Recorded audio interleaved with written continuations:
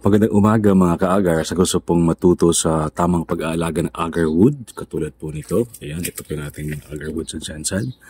Meron po tayong special training, hands-on training on basic farming about agarwood. So, gaganapin po yan next week, September 14 and 15 sa Tangub City, Misamis Occidental. Ayan, sa lahat po ng taga Mindanao and nearby areas in Tangub City, Misamis Occidental, meron pong agarwood training. Alright, paano yung tamang pag-alaga ng agarwood, paano yung proper pag-propagate po ng mga agarwood. At the same time, ano yung basic inoculation method. So, itong ating agarwood na sa Jensen po ito, buti na lang nagkaroon tayo ng, massive training before para tama yung pag-alaga ng agarwood. So, katulad po nito, yung ating mga seedlings.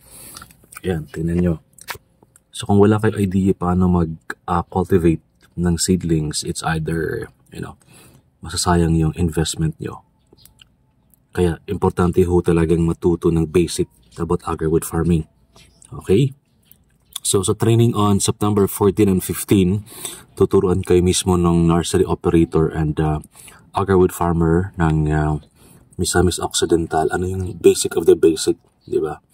So, sa lahat po ng interesado pong mag-agarwood farming, yan, training is a key. Training is a must para maging successful tayo sa pag-agarwood. Yan.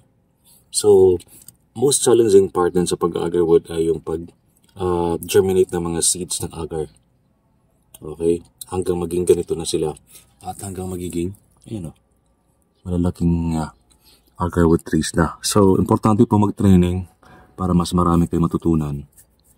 Para siyempre hindi masayang oras nyo at resources. Kaya po sa lahat ng gusto pong matuto sa pag-aalaga ng agarwood, join the basic training September 14 and 15 sa Tangub City, Misamis Occidental.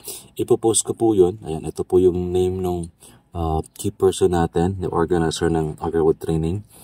And I'm supporting their advocacy and their program para naman mas maraming ma-engganyo pa sa pag-agarwood.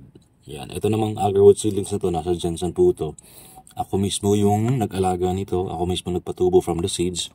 Okay? So, ito na ho sila ngayon. So, hindi mo ito magawa kapag wala kang basic training. Di ba? Baka kasi ma-over-supply mo ng water. Di ba? Minsan, yung pag-alaga ng seedlings, very sensitive din kasi ito sila sa temperature, sa climate, sa water level, at iba pang consideration ng pagpapatubo ng agarwood. Yan. Okay, so again, September 14 and 15, basic agarwood training in Misamis Occidental. Happy planting, guys!